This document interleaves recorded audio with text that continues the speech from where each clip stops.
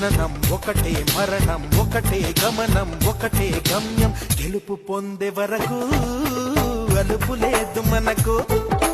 బ్రతుకు అంటే గెలుపు, గెలుపు కొరకే బ్రతుకు. కష్టాలు రాని, కన్నీళ్లు రాని, ఏమైనా కానీ ఎదురేది రాని. ఓడిపోవద్దు, రాజీ పడొద్దు, నిద్రే నీకొద్దు, నింగి నీ హద్దు. ఒకటే